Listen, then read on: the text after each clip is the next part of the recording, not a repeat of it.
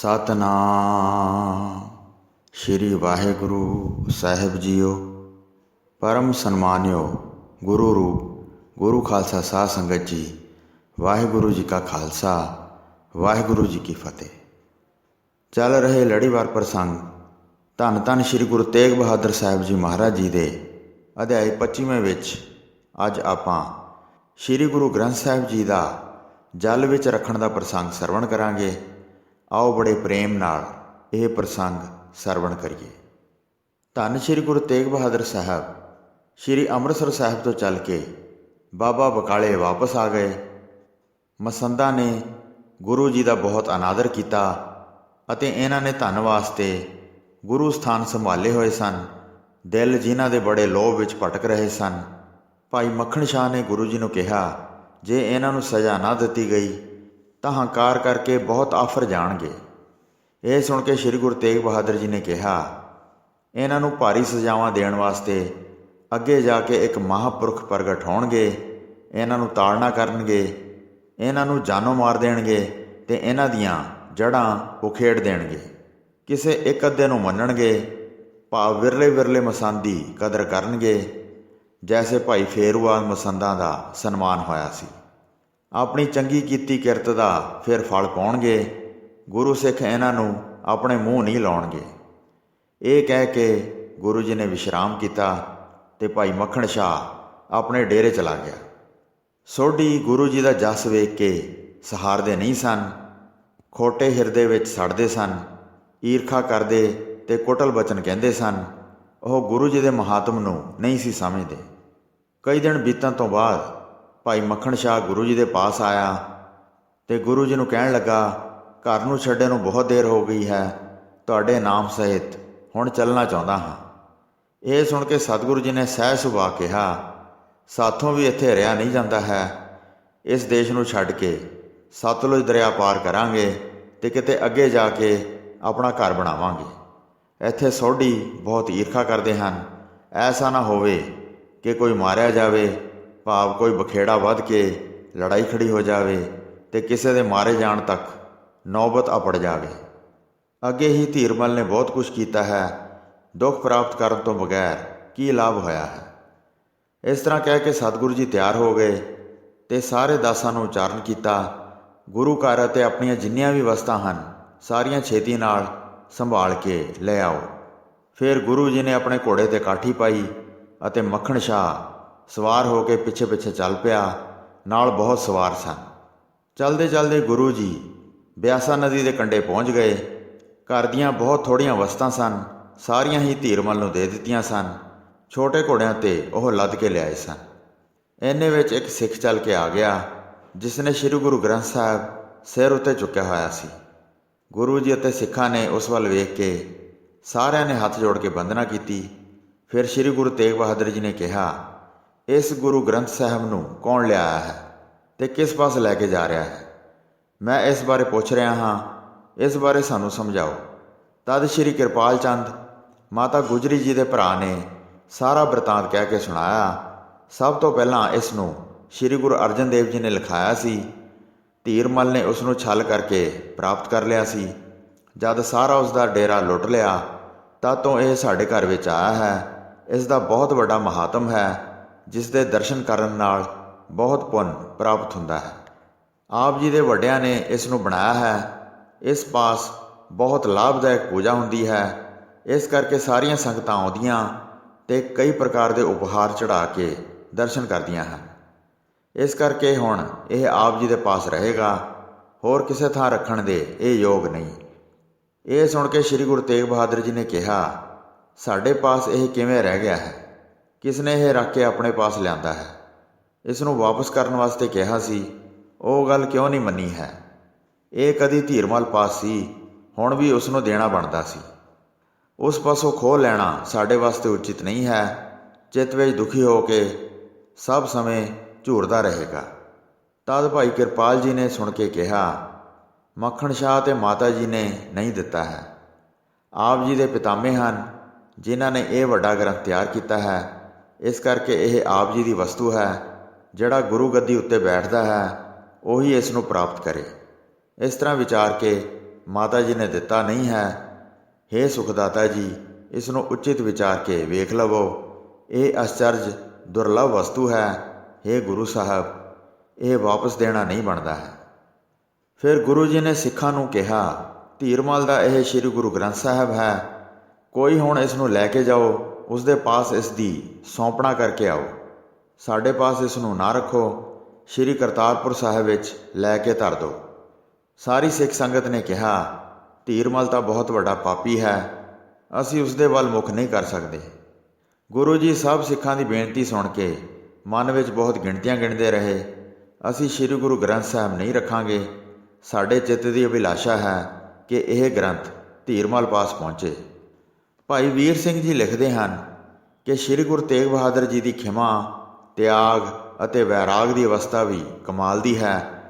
ਆਪ ਦੇ ਤਿਆਗ ਨੂੰ ਇੱਕ ਉੱਤਮ ਫਲ ਇਹ ਲੱਗਾ ਕਿ ਸ੍ਰੀ ਅਨੰਦਪੁਰ ਸਾਹਿਬ ਦੇ ਸਾਕੇ ਤੇ ਹੋਰਨਾਂ ਪੰਥਕ ਖੇਦਾਂ ਤੇ ਦੁੱਖਾਂ ਦੇ ਸਮੇਂ ਸ੍ਰੀ ਗੁਰੂ ਗ੍ਰੰਥ ਸਾਹਿਬ ਜੀ ਦੀ ਬੀੜ ਸ੍ਰੀ ਕਰਤਾਰਪੁਰ ਸਾਹਿਬ ਵਿੱਚ ਸਹੀ ਸਲਾਮਤ ਪਈ ਰਹੀ, ਜੋ ਅੱਜ ਤੱਕ ਪ੍ਰਾਪਤ ਹੈ। ਨਹੀਂ ਤਾਂ ਕੀ ਜਾਣੀਏ, ਸ੍ਰੀ ਅਨੰਦਪੁਰ ਸਾਹਿਬ ਦੀਆਂ ਲੁੱਟਾਂ ਤੇ ਹੋਰ ਸਾਕਿਆਂ ਵੇਲੇ 9 ਮਣ ਰਚਨਾ ਦੀ ਤੇ ਦਮਦਮੇ ਦੀ ਅਸਲ ਲਿਖਤ ਵਾਂਗ ਇਹ ਸ੍ਰੀ ਗ੍ਰੰਥ ਸਾਹਿਬ ਵੀ ਅਲੋਪ ਹੋ ਜਾਂਦਾ। ਮਾਤਾ ਜੀ ਨੇ ਗੁਰੂ ਜੀ ਨੂੰ ਬਹੁਤ ਮਨਾ ਕੀਤਾ ਕਿ ਇਸ ਨੂੰ ਵਾਪਸ ਕਰਨਾ ਨਹੀਂ ਬਣਦਾ। ਮਾਤਾ ਜੀ ਪਾਸੋਂ ਇਸ ਤਰ੍ਹਾਂ ਸੁਣ ਕੇ ਗੁਰੂ ਜੀ ਨੇ ਮੌਨ ਧਾਰਨ ਕਰ ਲਈ। ਮਨ ਵਿੱਚ ਸੋਚਦੇ ਸਨ, ਹੁਣ ਕੀ ਉਪਾਅ ਧਾਰਨ ਕਰੀਏ। ਸਿੱਖ ਸੇਵਕ ਉੱਥੇ ਕੋਈ ਜਾਂਦਾ ਨਹੀਂ, ਉਸ ਨੂੰ ਮਹਾਂ ਅਪਰਾਧੀ ਸਮਝਦੇ ਹਨ। ਰੱਥ ਡੋਲੇ ਅਤੇ ਸਾਰੇ ਮਨੁੱਖ, ਭਾਈ ਮੱਖਣ ਸ਼ਾਹ ਆਦਿ ਤੁਰੰਤ ਗੁਰੂ ਜੀ ਦੇ ਨਾਲ ਸਨ। ਉਸ ਨੂੰ ਕੁਕਰਮਾਂ ਦਾ ਕਰਨ ਵਾਲਾ ਜਾਣ ਕੇ ਕੋਈ ਵੀ ਸਿੱਖ ਉਸ ਦੇ ਦਰਸ਼ਨ ਕਰਨਾ ਨਹੀਂ ਚਾਹੁੰਦਾ। ਉਹਨਾਂ ਨੇ ਪ੍ਰਣ ਕੀਤੇ ਹਨ ਕਿ ਉਸ ਦੇ ਮੂੰਹ ਨਹੀਂ ਲੱਗਾਂਗੇ। ਸ੍ਰੀ ਗੁਰੂ ਗ੍ਰੰਥ ਸਾਹਿਬ ਉਸ ਦੇ ਪਾਸ ਕਿਵੇਂ ਪਹੁੰਚੇਗਾ। ਜਦ ਬੇੜੀ ਦਾ ਇੰਤਜ਼ਾਰ ਕਰ ਰਹੇ ਸਨ, ਤਦ ਇਸ ਕਾਰਜ ਨੂੰ ਹਿਰਦੇ ਵਿੱਚ ਵਿਚਾਰ ਰਹੇ ਸਨ। ਜਦ ਬੇੜੀ ਚੱਲ ਕੇ ਨੇੜੇ ਆਈ ਤਾਂ ਗੁਰੂ ਜੀ ਉਸ ਬੇੜੀ ਦੇ ਉੱਤੇ ਸਵਾਰ ਹੋ ਗਏ। ਰੱਥ ਡੋਲੇ ਅਤੇ ਸਾਰੇ ਮਨੁੱਖ, ਮੱਖਣ ਸ਼ਾਹ ਆਦਿ ਤੁਰੰਤ ਚੜ੍ਹਾ ਲਏ। ਸ੍ਰੀ ਗੁਰੂ ਗ੍ਰੰਥ ਸਾਹਿਬ ਜੀ ਨੂੰ ਸ਼ੁਭ ਵੱਲ ਵੇਖ ਕੇ ਸੁਧਾਰ ਕੇ ਧਰ ਲਿਆ। ਮਲਾਹ ਨੂੰ ਫਿਰ ਪ੍ਰੇਰਣਾ ਕੀਤੀ। ਡੂੰਘੇ ਪਾਣੀ ਵਿੱਚ ਤੁਰੰਤ ਬੇੜੀ ਚੱਲ ਪਈ। ਤੁਰੰਤ ਪਾਰਲੇ ਕੰਢੇ ਪਹੁੰਚ ਗਈ। ਸਤਿਗੁਰੂ ਕਿਰਪਾਲੂ ਜੀ ਫਿਰ ਬੇੜੀ ਵਿੱਚੋਂ ਉਤਰ ਪਏ। ਇੱਕ ਮਨੁੱਖ ਕਰਤਾਰਪੁਰ ਦਾ ਰਹਿਣ ਵਾਲਾ ਸੀ, ਉਹ ਵੀ ਗੁਰੂ ਜੀ ਨਾਲ ਹੀ ਪਾਰਲੇ ਕੰਢੇ ਉਤਰ ਪਿਆ। ਜਦ ਗੁਰੂ ਜੀ ਨੇ ਉਸ ਨੂੰ ਪੁੱਛਿਆ ਤਾਂ ਉਸਨੇ ਕਿਹਾ, ਮੈਂ ਸ੍ਰੀ ਕਰਤਾਰਪੁਰ ਨਗਰ ਵਿੱਚ ਚੱਲ ਕੇ ਜਾਣਾ ਹੈ। ਸਤਿਗੁਰੂ ਜੀ ਨੇ ਕਿਹਾ, ਸਾਡਾ ਇੱਕ ਕੰਮ ਕਰੋ, ਇੱਕ ਸੰਦੇਸ਼ਾ ਧੀਰਮਲ ਨੂੰ ਦਿਓ। ਗੁਰੂ ਗ੍ਰੰਥ ਸਾਹਿਬ ਜੋ ਅਸੀਂ ਤੇਥੋਂ ਲਿਆ ਹੈ, ਉਸ ਨੂੰ ਅਸੀਂ ਦਰਿਆ ਦੇ ਵਿੱਚ ਧਰ ਦਿੱਤਾ ਹੈ। ਆਪ ਜਾ ਕੇ ਉਸ ਨੂੰ ਕੱਢ ਲਓ, ਫਿਰ ਤੁਸੀਂ ਸਦਾ ਉਸ ਨੂੰ ਆਪਣੇ ਪਾਸ ਰੱਖੋ। ਅਸੀਂ ਇਸ ਨੂੰ ਅੰਗੀਕਾਰ ਨਹੀਂ ਕੀਤਾ ਹੈ, ਅਸੀਂ ਰਾਹੇ ਰਾਹ ਅੱਗੇ ਜਾ ਰਹੇ ਹਾਂ। ਹੱਥ ਜੋੜ ਕੇ ਉਸ ਮਨੁੱਖ ਨੇ ਗੱਲ ਮੰਨ ਲਈ। ਮੈਂ ਪਹੁੰਚਦਿਆਂ ਹੀ ਉਹਨਾਂ ਨੂੰ ਦੱਸ ਦਿਆਂਗਾ। ਮੁਕਤੀ ਦਾਤੇ ਗੁਰੂ ਜੀ ਨੇ ਉਸ ਨੂੰ ਇਸ ਤਰ੍ਹਾਂ ਸਮਝਾ ਕੇ ਜਿੱਥੇ ਪਾਣੀ ਦਾ ਵੇਗ ਬੜਾ ਗੰਭੀਰ ਸੀ, ਮੰਜੀ ਦੇ ਸਮੇਤ ਸ੍ਰੀ ਗੁਰੂ ਗ੍ਰੰਥ ਸਾਹਿਬ ਜੀ ਨੂੰ ਭਲੀ ਪ੍ਰਕਾਰ ਕਹਿ ਕੇ ਰਖਵਾ ਦਿੱਤਾ ਤੇ ਦਰਿਆ ਨੂੰ ਕਿਹਾ, ਹੇ ਦਰਿਆ, ਇਸ ਨੂੰ ਭਲੀ ਪ੍ਰਕਾਰ ਸੰਭਾਲੋ, ਤੇਰੇ ਪਾਸੋਂ ਧੀਰਮਲ ਆ ਕੇ ਲੈ ਲਵੇਗਾ। ਜਦ ਗੰਭੀਰ ਜਲ ਵਿੱਚ ਸ੍ਰੀ ਗੁਰੂ ਗ੍ਰੰਥ ਸਾਹਿਬ ਜੀ ਨੂੰ ਟਿਕਾ ਦਿੱਤਾ, ਸਾਰੇ ਵੇਖ ਕੇ ਬਹੁਤ ਹੈਰਾਨ ਹੋਏ। ਪਹਿਲਾਂ ਕਹਿੰਦੇ ਸਨ, ਇਹ ਬੜਾ ਉਲਟਾ ਕਾਰਜ ਹੈ, ਇਹ ਹਰ ਸਮੇਂ ਦੁਸ਼ਮਣ ਦਾ ਭਲਾ ਚਾਹੁੰਦੇ ਹਨ, ਅਮੋਲਕ ਵਸਤੂ ਰੱਖਣ ਦੇ ਲਾਇਕ ਹੈ, ਸ਼ਰੀਕ ਦੇ ਘਰ ਪਹੁੰਚਾਉਣਾ ਚਾਹੁੰਦੇ ਹਨ। ਜਦ ਧੀਰਮਲ ਪਾਸ ਕੋਈ ਵੀ ਲੈ ਕੇ ਨਹੀਂ ਗਿਆ ਤਾਂ ਹੁਣ ਕੀ ਕੀਤਾ ਹੈ, ਦਰਿਆ ਦੇ ਗੰਭੀਰ ਵਹਿਣ ਵਿੱਚ ਧਰ ਦਿੱਤਾ ਹੈ। ਪਾਣੀ ਵਿੱਚ ਜਦ ਕਾਗਜ਼ ਭਿੱਜ ਜਾਣਗੇ ਤਾਂ ਫਿਰ ਉਹ ਬਚਣਗੇ ਨਹੀਂ, ਛੇਤੀ ਹੀ ਗਲ ਜਾਣਗੇ। ਕਿਵੇਂ ਅੱਖਰ ਸਾਬਤ ਰਹਿ ਜਾਣਗੇ, ਕੰਧ ਤੋਂ ਬਗੈਰ ਜਿਵੇਂ ਮੂਰਤ ਨਹੀਂ ਰਹਿ ਸਕਦੀ। ਇਤਿਹਾਦ ਆਪਸ ਵਿੱਚ ਕਹਿੰਦੇ ਸਨ, ਪਰ ਗੁਰੂ ਜੀ ਦੀ ਮਹਿਮਾ ਦਾ ਭੇਦ ਨਹੀਂ ਸੀ ਸਮਝਦੇ। ਫਿਰ ਸਤਿਗੁਰੂ ਜੀ ਅੱਗੇ ਚੱਲ ਪਏ ਤੇ ਮੱਖਣ ਸ਼ਾਹ ਪਿੱਛੇ ਪਿੱਛੇ ਚੱਲ ਪਏ। ਸ਼ਰਧਾਲੂ ਸਿੱਖ ਚੁੱਪ ਰਹੇ। ਉਹਨਾਂ ਨੇ ਗੁਰੂ ਜੀ ਦੇ ਚਰਿੱਤਰ ਨੂੰ ਭਲੀ ਪ੍ਰਕਾਰ ਹਿਰਦੇ ਵਿੱਚ ਸਮਝਿਆ। ਜੋ ਕੁਝ ਕਰਦੇ ਹਨ ਉਹ ਚੰਗਾ ਹੀ ਬਣੇਗਾ।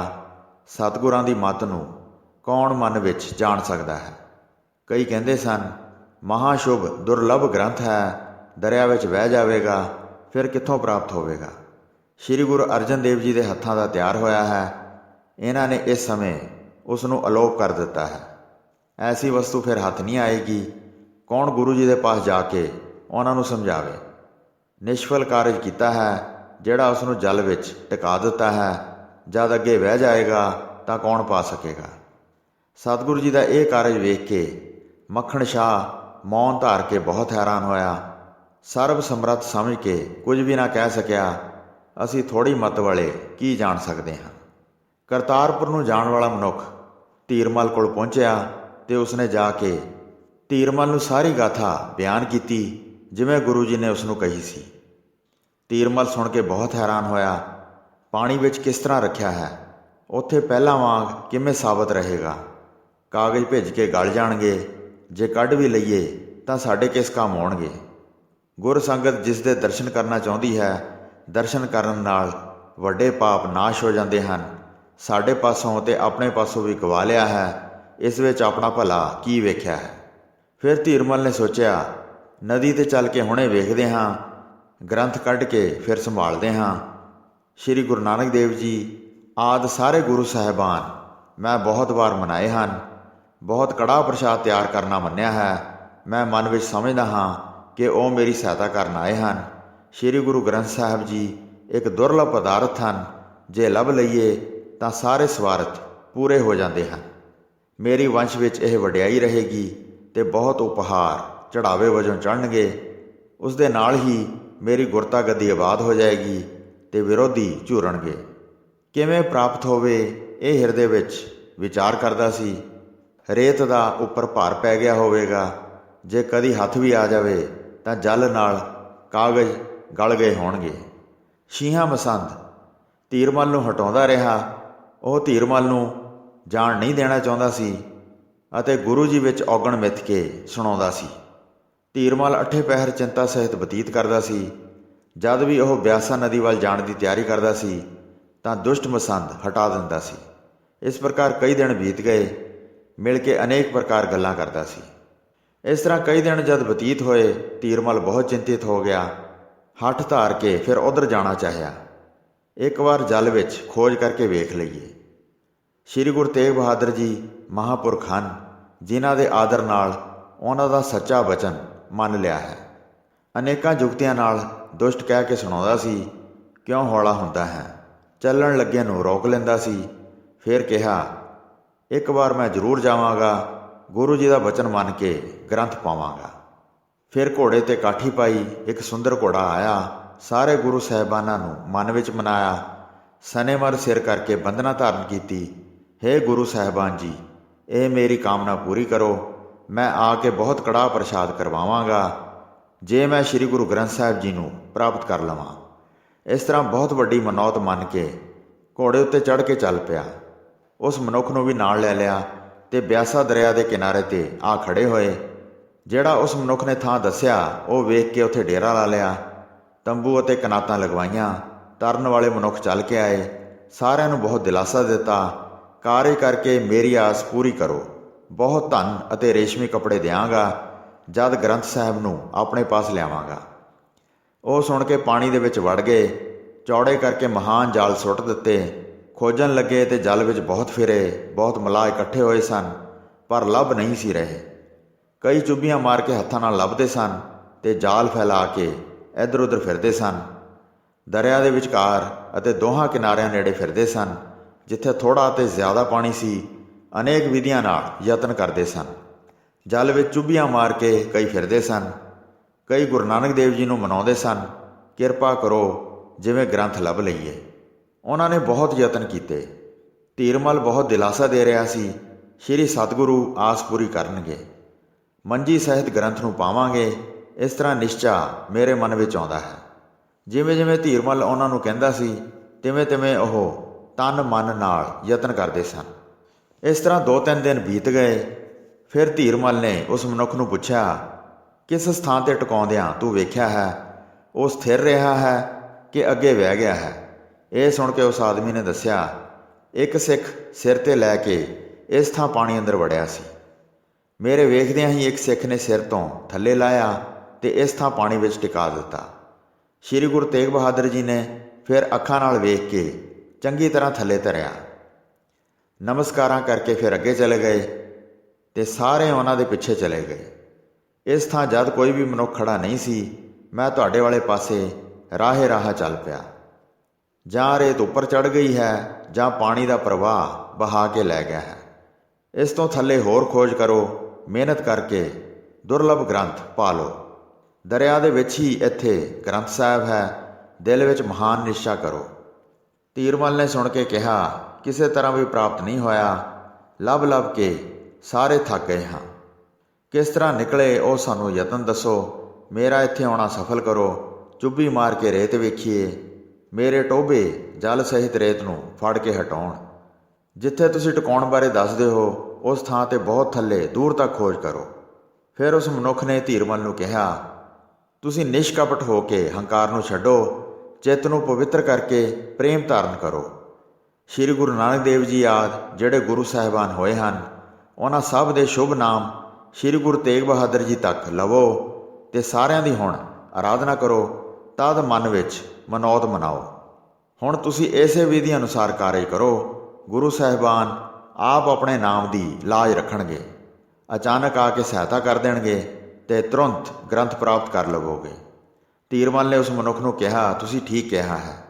ਜੇ ਕੋਈ ਅਜਿਹਾ ਕੰਮ ਆ ਪਵੇ ਤਾਂ ਸਿੱਖ ਸੌਖੇ ਯਤਨਾਂ ਵਾਲੀ ਸਿੱਖਿਆ 'ਤੇ ਅਮਲ ਕਿਉਂ ਨਾ ਕਰੇ। ਫਿਰ ਧੀਰਮਲ ਨੇ ਸਤਿਗੁਰੂ ਸਾਹਿਬਾਨ ਜੀ ਦੇ ਨਾਵਾਂ ਦਾ ਸਿਮਰਨ ਕੀਤਾ, 5 ਵਾਰ ਸਾਰਿਆਂ ਦੇ ਨਾਂ ਲੈ ਕੇ ਹੱਥ ਜੋੜ ਕੇ ਪ੍ਰਣਾਮ ਕੀਤਾ ਅਤੇ ਕਿਹਾ, ਆਪਣਾ ਕਾਰਜ ਆਪ ਕਰੋ ਅਤੇ ਪ੍ਰਾਪਤ ਕਰਨ ਦੀ ਨਿਸ਼ਾਨੀ ਨੂੰ ਪ੍ਰਗਟ ਕਰੋ। ਸ਼੍ਰੀ ਗੁਰੂ ਗ੍ਰੰਥ ਸਾਹਿਬ ਜੀ ਨੂੰ ਵੇਖ ਕੇ 5000 ਰੁਪਏ ਦਾ ਕੜਾਹ ਪ੍ਰਸ਼ਾਦ ਕਰਵਾਵਾਂਗਾ। ਇਸ ਤਰ੍ਹਾਂ ਸਭ ਵਿੱਚ ਖੜੇ ਹੋ ਕੇ ਦਰਿਆ ਦੇ ਪਾਸ ਅਰਦਾਸ ਕੀਤੀ। 9 ਗੁਰੂ ਸਾਹਿਬਾਨਾਂ ਨੂੰ ਨਮਸਕਾਰ ਕਰ ਫਿਰ ਉਸ ਸਮੇਂ ਸ਼੍ਰੀ ਗੁਰੂ ਗ੍ਰੰਥ ਸਾਹਿਬ ਜੀ ਦਾ ਸਿਮਰਨ ਕੀਤਾ। ਸਤਿਨਾਮ ਦੀ ਜਗਦੀ ਜੋਤ ਹੈ, ਜਿੱਥੇ ਕਿੱਥੇ ਵੀ ਯਾਦ ਕਰਦੇ ਹਾਂ ਹਾਜ਼ਰ ਹੁੰਦੇ ਹੋ। ਤੁਰੰਤ ਮਨੋਕਾਮਨਾ ਪੂਰੀ ਕਰਦੇ ਹੋ, ਤੁਹਾਡੇ ਨਾਲੋਂ ਹੋਰ ਕੋਈ ਵੱਡਾ ਨਹੀਂ ਹੈ। ਬਾਰ-ਬਾਰ ਕਹਿ ਕੇ ਸਿਰ ਧਰਤੀ 'ਤੇ ਧਰਿਆ ਅਤੇ ਬਹੁਤ ਪ੍ਰੇਮ ਕਰਕੇ ਸਤਿਗੁਰੂ ਜੀ ਦੀ ਸ਼ਰਨ ਪੈ ਗਿਆ। ਇਸ ਤਰ੍ਹਾਂ ਬਚਨ ਕਹਿ ਕੇ ਮਨੁੱਖ ਨੂੰ ਮੇਰੇ ਪਾਸ ਭੇਜਿਆ ਹੈ, ਹੇ ਧੀਰਮਲ, ਆ ਕੇ ਗ੍ਰੰਥ ਲੈ ਜਾ। ਉਹ ਬਚਨ ਹੁਣ ਪੂਰਾ ਕਰੋ, ਜਿਸ ਕਰਕੇ ਸਾਰੇ ਜੱਗ ਵਿੱਚ ਪ੍ਰਗਟ ਹੋਵੇ। ਨਮਸਕਾਰ ਕਰਕੇ ਇਸ ਤਰ੍ਹਾਂ ਬਚਨ ਉਚਾਰਨ ਕੀਤਾ। ਸਾਰੇ ਸਿੱਖ ਬੰਦਨਾ ਕਰ ਰਹੇ ਸਨ। ਫਿਰ ਇੱਕ ਮਨੁੱਖ ਨੂੰ ਜਲ ਦੇ ਵਿੱਚ ਪ੍ਰਵੇਸ਼ ਕਰਵਾਇਆ ਅਤੇ ਧੀਰਮਲ ਨਦੀ ਦੇ ਕਿਨਾਰੇ ਖੜਾ ਰਿਹਾ। ਚੁੱਭੀ ਮਾਰ ਕੇ ਜਦ ਹੱਥ ਫੇਰਿਆ, ਇੱਧਰ ਉੱਧਰ ਰੇਤ ਨੂੰ ਹਟਾਇਆ, ਤਦ ਪੀੜੇ ਦਾ ਵੱਡਾ ਪਾਵਾ ਹੱਥ ਨੂੰ ਲੱਗਾ ਤਾਂ ਜਾਣ ਲਿਆ ਕਿ ਹੁਣ ਪ੍ਰਾਪਤ ਕਰ ਲਵਾਂਗੇ। ਜਲ ਵਿੱਚੋਂ ਬਾਹਰ ਨਿਕਲ ਕੇ ਟੋਬੇ ਨੇ ਦੱਸਿਆ, ਚਿੰਤਾ ਛੱਡੋ, ਗ੍ਰੰਥ ਸਾਹਿਬ ਪ੍ਰਾਪਤ ਹੋ ਗਿਆ ਹੈ। ਉੱਤੇ ਕੁਝ ਰੇਤ ਪਈ ਹੈ, ਜਿਸ ਨੇ ਸਾਰਾ ਹੀ ਢਕਿਆ ਹੋਇਆ ਹੈ। ਇਹ ਸੁਣ ਕੇ ਉਸ ਸਮੇਂ ਸਾਰੇ ਮਨੁੱਖ ਬਹੁਤ ਪ੍ਰਸੰਨ ਹੋਏ। ਉਸ ਥਾਂ ਤੱਕ ਫਿਰ ਬਹੁਤ ਮਨੁੱਖ ਪਹੁੰਚੇ, ਚੁੱਭੀ ਮਾਰ ਕੇ ਰੇਤ ਹਟਾਉਂਦੇ ਸਨ ਅਤੇ ਪੀੜੇ ਨੂੰ ਫੜ ਕੇ ਉੱਪਰ ਚੁੱਕਦੇ ਸਨ। 4 ਮਨੁੱਖ ਚਾਰੇ ਪਾਸੇ ਲੱਗ ਗਏ, ਹੱਥਾਂ ਵਿੱਚ ਫੜ ਕੇ ਬਹੁਤ ਜ਼ੋਰ ਲਾਇਆ ਅਤੇ ਉੱਪਰ ਕੱਢ ਕੇ ਲਿਆਏ ਅਤੇ ਵੇਖ ਕੇ ਸਾਰੇ ਮਨੁੱਖ ਬਹੁਤ ਪ੍ਰਸੰਨ ਹੋਏ। ਜਦ ਪੀੜੇ ਸਹਿਤ ਗ੍ਰੰਥ ਸਾਹਿਬ ਨੂੰ ਬਾਹਰ ਲਿਆ ਕੇ ਟਿਕਾਇਆ, ਸਾਰਿਆਂ ਦੇ ਪਾਸ ਪਹੁੰਚ ਕੇ ਸਿਰ ਨਿਵਾਇਆ। ਨੁੱਚੜਦੇ ਹੋਏ ਪਾਣੀ ਨੂੰ ਧੀਰਮਲ ਵੇਖ ਰਿਹਾ ਸੀ, ਆਪਣੇ ਹੱਥਾਂ ਨਾਲ ਰੇਤ ਨੂੰ ਥੱਲੇ ਡੇਗ ਰਿਹਾ ਸੀ। ਸ਼੍ਰੀ ਗੁਰੂ ਗ੍ਰੰਥ ਸਾਹਿਬ ਜੀ ਦੇ ਉੱਪਰ 5 ਰੁਮਾਲੇ ਸਨ। 2 ਰੇਸ਼ਮੀ ਸੁੰਦਰ ਲਾਲ ਰੰਗ ਦੇ ਸਨ, 3 ਰੁਮਾਲੇ ਸੂਤ ਦੇ ਬਣੇ ਸਨ। ਧੀਰਮਲ ਨੇ ਆਪਣੇ ਹੱਥਾਂ ਨਾਲ ਖੋਲ੍ਹੇ। ਰੁਮਾਲਾਂ ਵਿੱਚੋਂ ਜਦ ਸ਼੍ਰੀ ਗੁਰੂ ਗ੍ਰੰਥ ਸਾਹਿਬ ਜੀ ਨਿਕਲੇ ਤਾਂ ਉਹਨਾਂ ਨੂੰ ਵੇਖਿਆ ਤਾਂ ਉਹ ਉੱਪਰਲੇ ਵਾਲੇ ਪਾਸੇ ਤੋਂ ਜਲ ਨਾਲ ਭਿੱਜੇ ਹੋਏ ਸਨ। ਖੁਸ਼ਕ ਕੱਪੜੇ ਥੱਲੇ ਵਿਛਾਏ ਅਤੇ ਚੰਗੀ ਰੀਤੀ ਅਨੁਸਾਰ ਧੁੱਪ ਲਵਾਈ। ਜਦ ਖੋਲ੍ਹ ਕੇ ਵੇਖਿਆ ਤਾਂ ਸਾਰੇ ਬਹੁਤ ਹੈਰਾਨ ਹੋਏ। ਉੱਪਰੋਂ ਸਭ ਥਾਂ ਭਿੱਜਾ ਹੋਇਆ ਸੀ। ਜਿੱਥੋਂ ਤੱਕ ਵਿੱਚ ਅੱਖਰ ਲਿਖੇ ਸਨ, ਉਹਨਾਂ ਤੱਕ ਪਾਣੀ ਨਹੀਂ ਸੀ ਪਹੁੰਚਿਆ। ਸਾਰੇ ਹੀ ਪਹਿਲਾਂ ਵਾਂਗ ਜਿਉਂ ਦੇ ਤਿਉਂ ਖੁਸ਼ਕ ਸਨ। ਇਹ ਵੇਖ ਕੇ ਹਿਰਦੇ ਵਿੱਚ ਬਹੁਤ ਹੈਰਾਨ ਹੋਏ। ਜਦ ਤੋਂ ਸ਼੍ਰੀ ਗੁਰੂ ਗ੍ਰੰਥ ਸਾਹਿਬ ਜੀ ਨੂੰ ਪਾਣੀ ਵਿੱਚ ਰੱਖਿਆ ਸੀ, ਉਹ ਦਿਨ ਗਿਣੇ ਤਾਂ ਮਨੁੱਖਾਂ ਨੇ ਕਿਹਾ ਕਿ 13 ਦਿਨ ਬੀਤ ਗਏ ਹਨ। ਸਤਿਗੁਰੂ ਜੀ ਨੇ ਹੱਥ ਦੇ ਕੇ ਬਚਾਇਆ ਹੈ, ਪਾਣੀ ਅੱਖਰਾਂ ਨੂੰ ਛੂਹ ਨਹੀਂ ਸਕਿਆ ਹੈ। ਵੱਡਾ ਉਤਸ਼ਾਹ ਕਰਦੇ ਲੈ ਕੇ ਚੱਲ ਪਏ ਅਤੇ ਬਹੁਤ ਵਾਜੇ ਵਜਵਾਏ। ਚਾਰੇ ਪਾਸੇ ਚੌਰ ਫਿਰ ਰਿਹਾ ਸੀ। ਸ਼ੰਖ ਵਜਾ ਕੇ ਬਹੁਤ ਉੱਚੀ ਆਵਾਜ਼ ਉੱਠਦੀ ਸੀ। ਬੁੱਕ ਭਰ ਭਰ ਫੁੱਲਾਂ ਦੀ ਵਰਖਾ ਕਰਦੇ ਸਨ। ਬਹੁਤ ਹਾਰ ਪਰੋ ਕੇ ਨਾਲ ਲਟਕਾਉਂਦੇ ਸਨ। ਧੂਪ ਧੁਖਾ ਕੇ ਅੱਗੇ ਅੱਗੇ ਚੱਲਦੇ ਸਨ। ਸਾਰਿਆਂ ਦੇ ਵਿੱਚ ਵੱਡਾ ਆਨੰਦ ਛਾ ਗਿਆ। ਸ਼੍ਰੀ ਕਰਤਾਰਪੁਰ ਦੇ ਸਾਰੇ ਮਨੁੱਖ ਆਦਰ ਵਾਸਤੇ ਅੱਗੇ ਆ ਕੇ ਮਿਲੇ। ਸ਼ਹਿਰ ਵਿੱਚ ਪ੍ਰਵੇਸ਼ ਹੁੰਦਿਆਂ ਹੀ ਵੱਡਾ ਉਤਸ਼ਾਹ ਹੋਇਆ। ਨਮਸਕਾਰ ਕਰਕੇ ਮਨ ਵਿੱਚ ਬਹੁਤ ਹੈਰਾਨ ਹੁੰਦੇ ਸਨ। ਸਾਰੇ ਮਨੁੱਖ ਸ਼੍ਰੀ ਗੁਰੂ ਗ੍ਰੰਥ ਸਾਹਿਬ ਜੀ ਦੀ ਕਹਾਣੀ ਸੁਣ ਸੁਣ ਕੇ ਕਿ 13 ਦਿਨ ਪਾਣੀ ਵਿੱਚ ਰਹਿਣ 'ਤੇ ਵੀ ਪਾਣੀ ਛੂਹਿਆ ਨਹੀਂ ਹੈ, ਫਿਰ ਉੱਤਮ ਘਰ ਵਿੱਚ ਲੈ ਗਏ। ਸਾਰੇ ਇਸਤਰੀ ਪੁਰਸ਼ ਬਹੁਤ ਪ੍ਰਸੰਨ ਹੋਏ। ਰਾਤ ਨੂੰ ਗਲੀਆਂ ਬਾਜ਼ਾਰਾਂ ਤੇ ਘਰ ਘਰ ਦੀਪਮਾਲਾ ਜਗਾਈ ਗਈ। ਕੜਾਹ ਪ੍ਰਸ਼ਾਦ ਤਿਆਰ ਕਰਕੇ ਬਹੁਤ ਵਰਤਾਇਆ। ਸਾਰੇ ਮਨੁੱਖਾਂ ਨੇ ਤ੍ਰਿਪਤ ਹੋ ਕੇ ਛਕਿਆ। ਜਿਹੜਾ ਹਾਸ਼ੀਏ ਵਾਲਾ ਸਫੇਦ ਕਾਗਜ਼ ਗਲ ਗਿਆ ਸੀ, ਉੱਥੇ ਹੋਰ ਕਾਗਜ਼ ਲਾ ਕੇ ਸੁਧਾਰ ਲਿਆ। ਹੁਣ ਤੱਕ ਜਿਹੜੇ ਨਿਸ਼ਾਨ ਵਾਲੇ ਪੱਤਰੇ ਹਨ, ਨੇਤਾ ਪ੍ਰਤੀ ਬਹੁਤ ਪੂਜਾ ਹੁੰਦੀ ਹੈ। ਉਪਹਾਰ ਅਤੇ ਧਨ ਆਦਿ ਬਹੁਤ ਚੜਾਵੇ ਦੇ ਰੂਪ ਵਿੱਚ ਆਉਂਦਾ ਹੈ। ਪੰਥ ਖਾਲਸਾ ਹੁਣ ਤੱਕ ਉਸ ਸ੍ਰੀ ਗੁਰੂ ਗ੍ਰੰਥ ਸਾਹਿਬ ਜੀ ਦੇ ਦਰਸ਼ਨ ਕਰਦਾ ਹੈ। ਗੁਰੂ ਜੀ ਦੇ ਹੱਥਾਂ ਦਾ ਜਾਣ ਕੇ ਹਰ ਕੋਈ ਦਰਸ਼ਨ ਕਰਕੇ ਬਹੁਤ ਪ੍ਰਸੰਨ ਹੁੰਦਾ ਹੈ। ਉਸ ਸਮੇਂ ਤੋਂ ਸੁੰਦਰ ਸ੍ਰੀ ਗੁਰੂ ਗ੍ਰੰਥ ਸਾਹਿਬ ਜੀ ਧੀਰਮਲ ਦੇ ਘਰ ਵਿੱਚ ਟਿਕੇ ਰਹੇ ਹਨ। ਉਹਨਾਂ ਦੀ ਕੁੱਲ ਦੇ ਲੋਕ ਉਪਹਾਰ ਪ੍ਰਾਪਤ ਕਰਦੇ ਹਨ।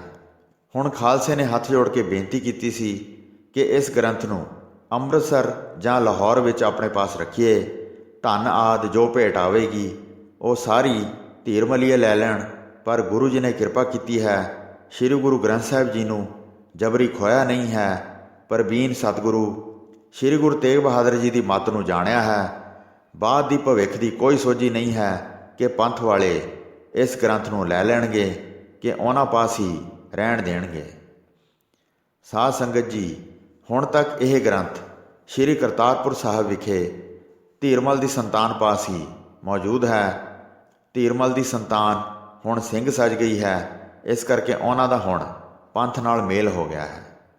ਸੋ ਸਾਧ ਸੰਗਤ, ਜਿੱਥੇ 11ਵੀਂ ਰਾਸ ਦਾ 26ਵਾਂ ਅਧਿਆਇ ਸਮਾਪਤ ਹੁੰਦਾ ਹੈ ਜੀ। ਪ੍ਰਸੰਗ ਸੁਣਾਉਂਦੇ ਹੋਏ ਹੋਈਆਂ ਅਨੇਕ ਭੁੱਲਾਂ ਚੁੱਕਾਂ ਦੀ ਖਿਮਾ ਬਖਸ਼ਣੀ ਜੀ। ਦਾਸ ਨੂੰ ਆਗਿਆ ਦਿਓ। ਵਾਹਿਗੁਰੂ ਜੀ ਕਾ ਖਾਲਸਾ, ਵਾਹਿਗੁਰੂ ਜੀ ਕੀ ਫਤਿਹ।